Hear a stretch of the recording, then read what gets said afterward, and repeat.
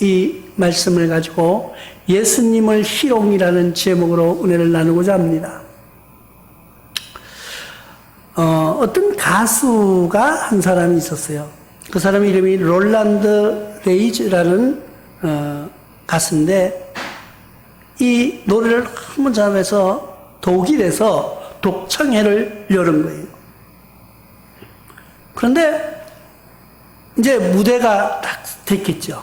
무대가 열리기 전에 얼마나 긴장했겠어요. 내가 아무리 잘한다고 해도 많은 군중, 그리고 최고의 권위가 있는 독일 베들린 독창회를 하는데 나가려니까 이 사람이 떨리겠죠. 그 떨리는 가슴을 안고 무대에 섰습니다. 섰는데 막이 열리자마자 그를 향하여서 조명이 들어오는데, 조명과 같이 관중들의 야유가 쏟아지기 시작하는 거예요. 이 사람은 노래 한마디 못했어요. 한국 지금 시작도 안 했어요. 그냥 무대에 나와 서 있는 거예요. 서 있는 그 가수를 향하여서 소리치기 시작합니다. 나는 너의 노래를 들을 수 없다. 그럼 왜 왔냐고요? 근데 그 관중들은 다 백인들이었습니다. 그리고 이 가수는 흑인 가수예요. 그러니까 그를 향하여서 모자를 던지고요, 그를 향해서 뭔가를 던지면서 우리가 흑인의 노래를 들을 수 없다고 외치면서 막 야유하는 거예요. 우리가 지금 이 자리에서 저는 흑인의 노래를 들으려고 왔느냐고 하면서 빈정대고 야유하기 시작합니다. 그러니까 이 가수는 지금 생각해 보니까 내가 지금 이 자리에 서기까지, 내가 지금 여기에 오기까지 얼마나 많은 노력과 시간을 투자하고 고생을 하면서 왔는데 나의 노래 들어보지도 않고, 네가 나를 알아? 나를 모르면서 나의 노래 한 곡 들어보지도 않고 흑인이라고 야유하는 그 관중을 향해서 신발을 던져 버리고 싶은 마음이 이만큼 쳤는데 어찌할 바를 모르고 숙이고 엎드려 있는 거예요. 가만히 있는 거예요. 움직이지도 못하고 그 자리에서 야유를 받고. 그런데 이 가수는 지금 울분에 차서 뭔가 관중을 향해서 욕을 하고 뒤돌아서고 싶은 심정이에요. 그런데 이 가수가 머리를 숙이고 있는 순간 환상이 나타나기 시작합니다. 그는 크리스찬이었습니다. 그는 하나님을 믿는 그런 사람이었습니다. 갑자기 환상이 나타났는데 거기에 보니까 법정에 선 예수님의 모습이 나타나는 거예요.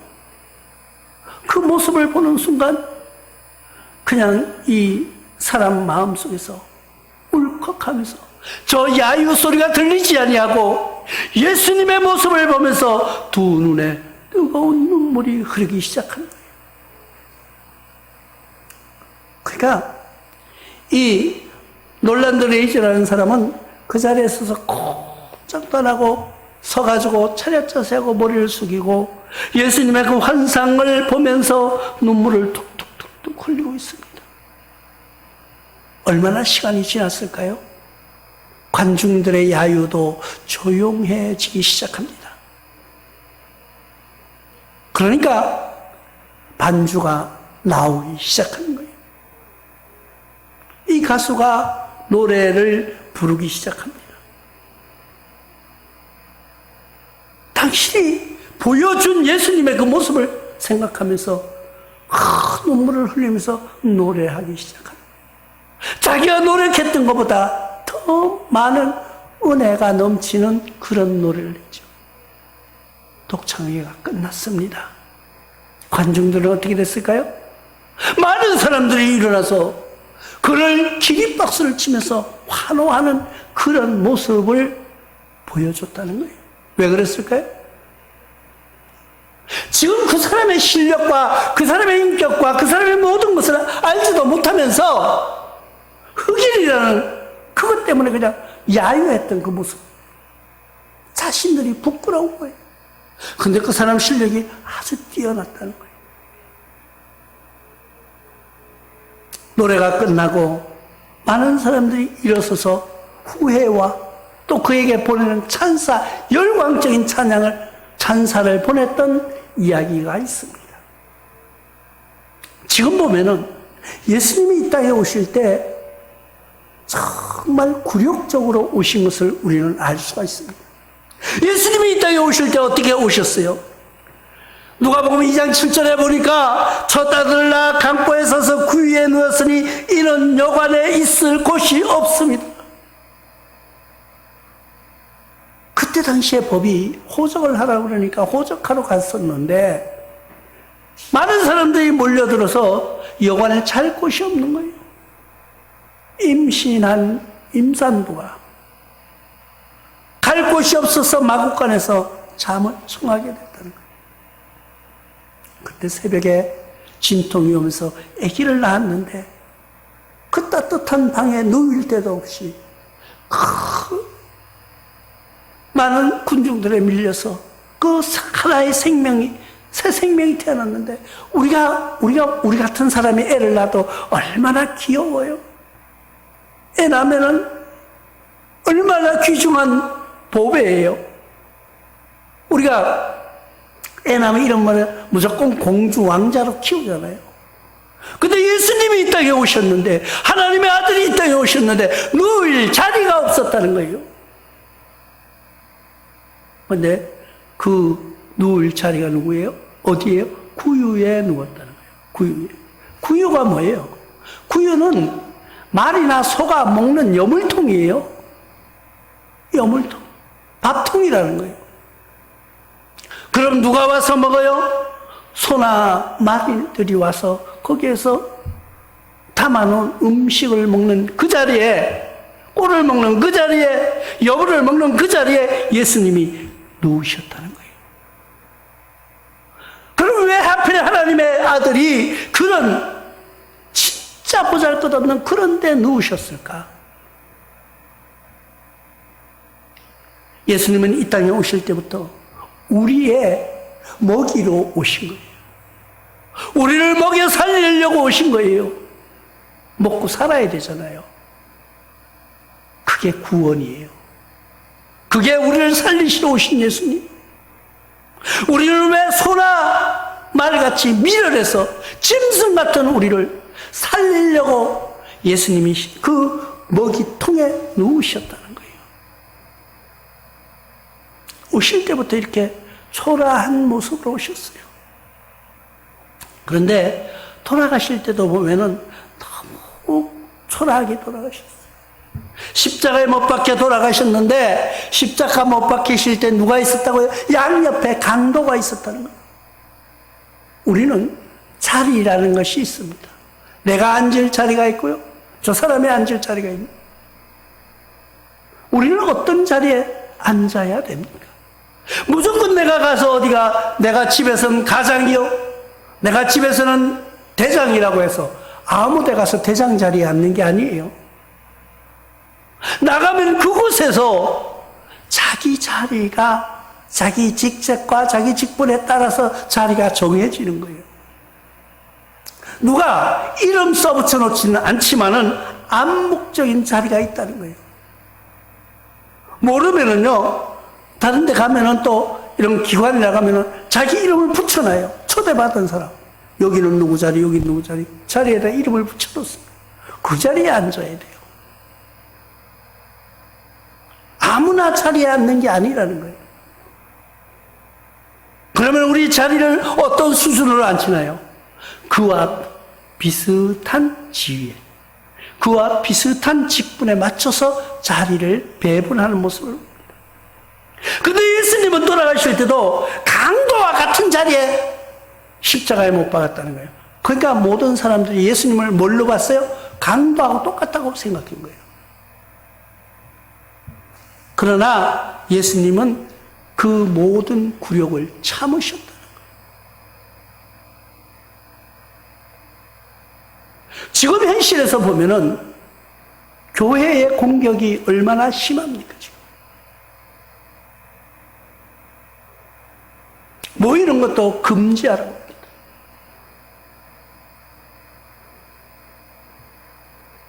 그런데 우리가 생각해 보면은 참 너무 웃기는 거예요. 너무 눈에 보이는 어리석음이 나타나고 있다는 거예요. 교회도 모이지 말라는 조건이 있습니다. 또 모이라는 조건이 있어요. 50인 이하는 괜찮아요. 그럼 50인 이하는 감염이 안 됩니까?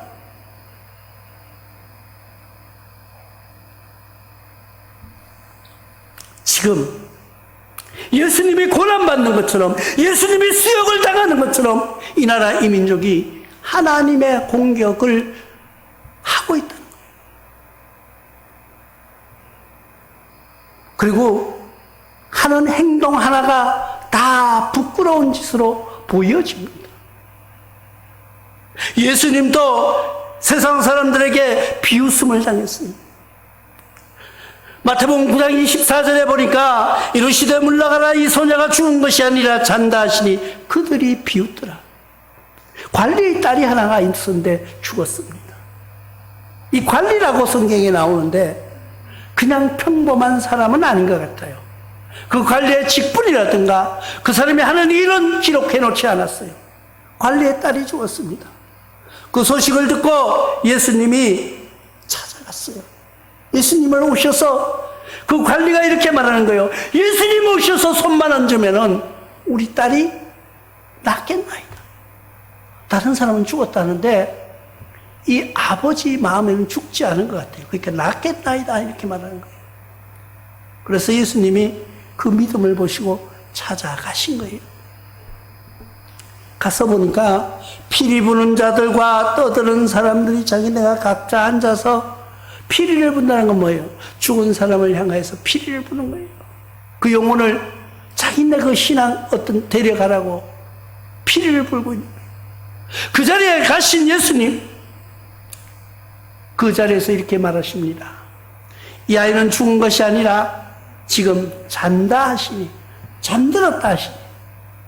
그러니까 다 비웃는 거예요. 지금 교회에서 예배 드린다고 하면은 비웃어요. 지금 교회를 이야기하고 하나님의 이야기를 하고 예수님의 이야기를 하면 비웃어요. 믿지 않는 사람들이. 믿지 않는 사람들은 그렇다 치고 신앙인이라고 하는 사람들까지도 모이지 않는 데를 더 좋아하고 있는 거예요.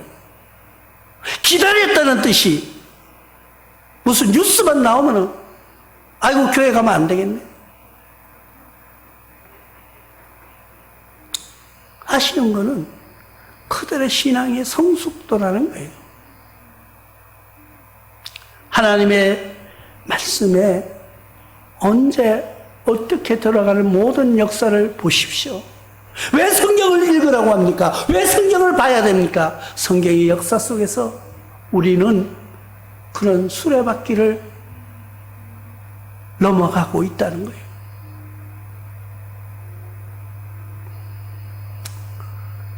많은 사람들이 비웃습니다. 아니 죽었는데 저 죽은 사람을 보고 잔다고 하는 예수님을 바라보면서 얼마나 가소롭게 생각하면서 비웃는지 모릅니다.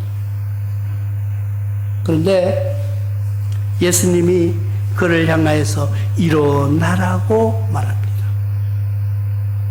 그랬더니 이 소녀가 일어났다는 거예요. 이 소녀가 일어나자 그 사람들이 어떻게 됐을까요? 지금까지 비웃고 놀리던 그 사람들이 얼마나 황당했겠습니까? 이것이 하나님의 은혜예요. 이것이 크리스찬의 믿음이라는 거예요. 세상이 다 안 됐다고 하는데 세상의 말을 듣는 것이 아니라 하나님의 말씀을 듣는 것입니다.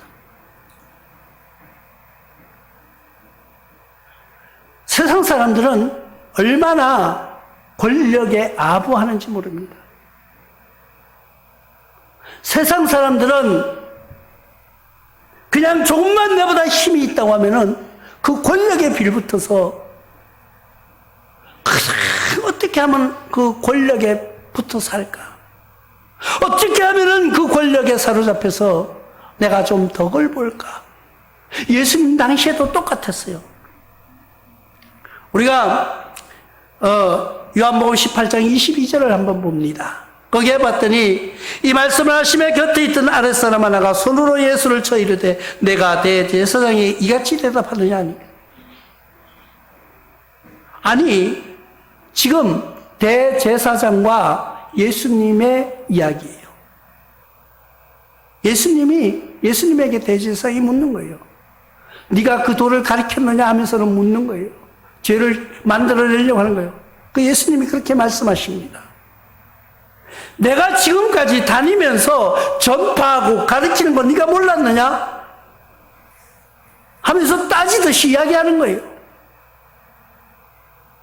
그랬더니까 할 말이 없는 거예요. 왜? 지금까지 예수님이 다니시면서 기적과 이적을 행하셨고 말씀을 가르치셨고 성령의 역사가 일어나는 모습을 보아왔던 그들이 예수님이 가르치는 그 모습을 이야기하자 이 관리가 할 말이 없는 거예요. 그럴 때 그 밑에 서 있던 아랫사람 하나가 아랫사람이라고 나옵니다. 성경에. 손으로 예수를 치면서 왜? 예수님은 지금 쳐도 예수님이 나한테 어찌할지 못할까요? 왜? 지금 죄인으로 잡혀 있으니까. 그러니까 죄인 하나쯤 하면서 지가 손을 치면서 지가 가르면 어떻게 대제사장한테 이럴 수가 있느냐고. 그러면서 이게 뭐예요? 세상 사람들의 아부예요. 아첨이에요. 예수님이 심판받는 자리에도 그 아부하는 인간들의 모습을 우리는 봅니다. 세상에 많은 사람들이 아부하면서 살아가는 거예요. 권력에 아부하고요. 물질에 아부하고요. 우리는 누구에게 아부해야 돼요? 우리는 세상에 아부하는 것이 아니라 하나님 앞에 아부하고 살아가는 거예요. 아부라고 하니까 좀 이상하지만은 하나님 앞에 우리는 아부 아니고 굴복하며 살아가는 거예요. 주님 뜻대로 하시옵소서. 나는 종이로소이다. 종이라는 게 뭐예요? 종은 세 가지가 없다고 합니다. 종은 이름이 없어요. 자기 스펙이 없어요. 자기 시간이 없습니다. 이것이 종이에요. 우리는 말로는 하나님의 종이요, 내가 주님의 종이라고 말하면서 하나님과는 아무 상관없이 살아가고 있다는 거예요. 오히려 세상 권력의 눈치 보면서 어떻게 하면은 아부할까 하고, 우리 신앙인들은 아부하는 것이 아니에요. 그렇게 사는 것이 아니에요. 하나님을 두려워하고 하나님을 의지하고 하나님 앞에 나와서 굴복하는 그런 신앙으로 살아가시는 여러분들 되시길 주님의 이름으로 축원합니다. 우리가 살아가는 모습을 한번 보십시오.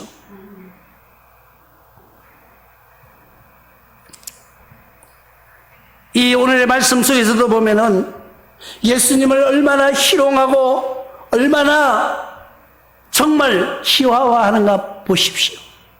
많은 군중들이 예수님을 그냥 사람들을 모아서 예수님을 그 군대 앞에 세워놓고 지금 하는 모습을 보십시오. 옷을 벗겼다는 거예요. 옷을 벗겼다. 예수님의 모든 것을 발가벗겨놓고 그들의 모든 행적과 그들의 모든 이력과 예수님의 모든 발자취를 발가벗겨 놓았다는 거예요. 여기서 옷을 벗겼다는 건 그의 모든 행적을 다 드러내놓고 드러내봤자 예수님은 드러날 죄가 없는 거예요. 그러니까 어떻게 해요? 홍포를 입혔다고 말합니다. 이 홍포라는 것은 이 왕이나 또 아니면 법관이나 제사장이 입는 옷이에요. 그 옷을 어떤 주석에는 아마 빌라도의 홍포를 갖다 홍포를 입혔을 거다 이렇게 추측하기도 하는 책이 있습니다. 그러나 그거는 우리가 알 수가 없어요. 어디까지나 추측이죠. 왕이 있는 홍포, 법관이 있는 홍포, 아니면 제사장이 입는 홍포를 갖다가 예수님 앞에 입혔다는 거예요. 그래 놓고 어떻게 해요? 또 가시 면류관을 씌우고 그 앞에 무릎 꿇고, 이거는 얼마나 진정한 믿음이 있는가 없는가 우리가 한번 생각해 볼까요? 우리가 지금 이런 그 군사처럼, 이런 병정처럼, 이런 관리처럼 우리가 신앙생활을 하고 있지는 않습니까? 그냥 마음은 아닌데, 내 마음은 아닌데 예수님에게 홍포를 입혀놓고 가시 면류관을 씌우고 그 앞에 가서 우리가 무릎 꿇고 있지는 않느냐는 거예요. 나와 여러분들 신앙을 한번 점검해 보시기 바랍니다. 내가 지금 예수님 앞에 어떻게 하고 있는가? 예수님이라는 이름 앞에 거짓 홍포와 악의 가시 면류관을 씌워놓고 그 앞에 무릎 꿇는 그런 이 병정들하고 똑같은 모습으로 신앙생활을 하고 있지는 않느냐는 거예요. 그러다가 때가 되면은 예수님 밖으로 끌고 나가서 십자가에 못 박으려고 기회만 보고 있는 그런 신앙은 아니냐는 거예요. 아니 그러면 예수님이 전지전능하시니까 그런 신앙인을 골라내면 되죠. 하나님은 오래 참으시는 분입니다. 온유하신 그리스도가 이사야서 53장 7절에 보니까 그가 곤욕을 당하며 괴로울 때에도 그의 입을 열지 아니하였으며 마치 도수장으로 끌려가는 어린 양과 털 깎는 자 앞에서 잠잠한 양같이 그의 입을 열지 아니하였다고 말하고 있습니다. 예수님은 모든 것이 일어날 것을 예견하고 계셨고 알고 계셨어요. 제자들의 배신도 많은 무리의 여론도 알고 있었던 거예요. 지금 마치 이 세상이 돌아가는 모습을 보면은 예수님 시대하고 비슷해요. 예수를 십자가에 못 박으라고 외치는 군중들의 모습이 지금 드러나고 있는 것 같아요. 나와 여러분들은 어느 편에 서시겠습니까? 예수님 앞에 희롱하려고 거짓으로 무릎 꿇는 그런 군사의 모습으로 살아가고 있습니까? 아니면은 여론에 휩싸여서 예수를 십자가에 못 박으라고 외치는 그 무리에 서 있습니까? 나의 정체성을 분명히 하시기를 바랍니다. 신앙이라는 것은 우리가 세상 뉴스를 들여다보면은요, 선거하는 모습을 봅니다. 거기에는 네 편, 내 편이 있고, 네 편, 내 편 외에 중도라는 게 있어요. 그러니까 이 사람은 이 편도 아니고 저 편도 아니고 중도라는 거예요. 중도가 있어요, 없어요? 중도라는 건 없어요. 네 편 아니면 내 편이에요. 왜요? 선거할 때 중도라고 찍는 선거가 어디 있습니까? 선거할 때 중간에서 찍는 사람이 있어요. 난 이 사람도 싫고 이 사람도 싫다고. 아니에요. 분명히 내가 표시할 때는 네 편 아니면 내 편이에요. 신앙도 마찬가지예요. 하나님 편입니까? 아닙니까? 그것만 계산하시고 신앙생활 하시기 바랍니다. 지금 이 온 군대처럼 예수님 앞에 거짓 흉포를 입히고 거짓 가시 면류관을 씌워놓고 그 앞에서 무릎 꿇고 있지는 않습니까? 우리의 신앙에 바로 서야 될 때가 지금이라는 것을 우리는 알아야 됩니다. 왜 지금이에요? 지나간 과거는 돌이킬 수가 없기 때문에요. 지금 우리가 신앙생활을 바로잡지 아니하면은 앞으로 내 신앙을, 내 정체성을 보장할 수 없다는 거예요. 왜 우리가 지나온 과거를 돌이켜보면 알잖아요. 내가 그때는 비굴했지. 내가 그때는 왜 그랬을까? 우리는 그런 후회하지 않는 삶을 살아가시기를 바랍니다. 우리가 신앙이라는 것은 예수님의 모습을 닮아가는 거예요. 오늘 말씀해 보니까 베드로전서 2장 23절에 보니까 욕을 당하시되 맞대어 욕하지 아니하시고 고난을 당하시되 이업하지 아니하시고 오직 공의로 심판하신 이게 부탁하시며 하고 말씀하십니다. 예수님께서 이 당시에 십자가에 못 박히실 때 내려오실 수가 있었어요. 어떻게? 예수님의 능력으로 분명히 모든 그 병정을 물리치고 내가 하나님의 아들이라고 외치면서 십자가에서 내려오셨으면은 아마 그 당시에 영웅이 됐고 그 당시에 세상의 왕이 되었을 겁니다. 그러나 우리의 죄는 없앨 수가 없는 것이었습니다. 그런데 오늘의 이 말씀을 보니까 부탁하시며 했는데 뭘 부탁하셨을까 한번 생각해 보시기 바랍니다.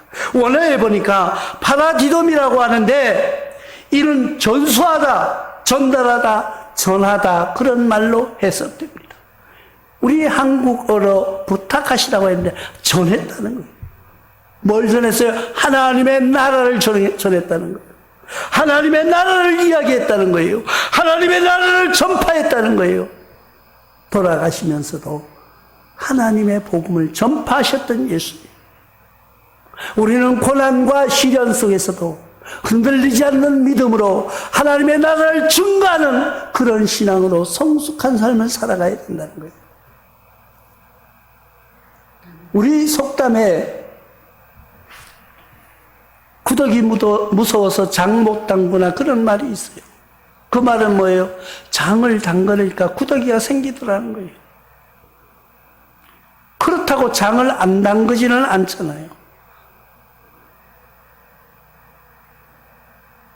세상에 어떤 모진 풍파가 다가올지라도 우리의 신앙은 흔들리지 않아야 되는 거예요. 하나님과의 약속, 하나님과의 관계, 내가 하나님과의 종의 관계로 살아간다면 종은 내 뜻이 없는 거예요. 내가 말씀드렸죠. 내 이름이 없는 거예요. 나의 이름을 나타내려고 하지 마십시오. 내 이름을 드러내려고 하지 마세요. 오직 주님 이름만 드러내시는 삶으로 승리하시기를 바랍니다. 그리고 내 시간이 어디 있어요? 하나님, 나 지금 약속 있어요. 내가 지금 누구 근사한 레스토랑에서 만나서 맛있는 차를 마시기로 했는데 하나님 지금 부르시면 안 돼요. 나 그 차 마시고 갈게요. 그렇게 말할 수 있습니까? 하나님 부르시는 그 순간 우리는 즉각 달려가야 되는 것이 종의 모습이에요. 나의 스펙, 내가 뭐 좋은 학교 나오고 내가 재산이 많고 내가 세상에 인기 많다고 하나님이 내가 지금 인기 한창 뜨고 있는데 하나님 나 못 가요. 거부할 수 있습니까? 종이라는 거부할 수 없습니다. 종은 순종밖에 없습니다.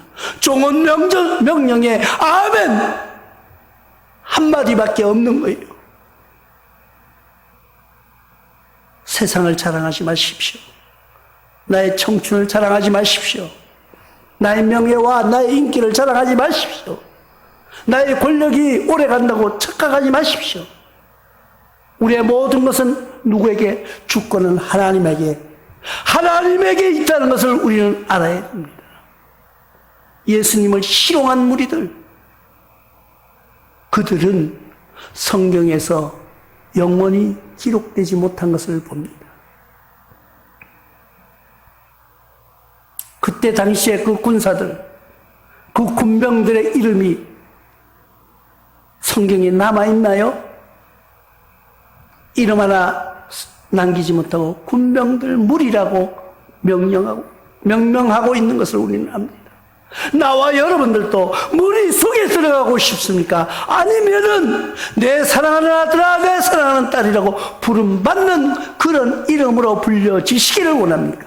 선택은 지금 이 순간 여러분 앞에 있다는 것을 믿으시기 바랍니다. 지금의 선택이, 지금의 나의 결정이 하나님 앞으로 향하시기를 주님의 이름으로 축원합니다. 고마우신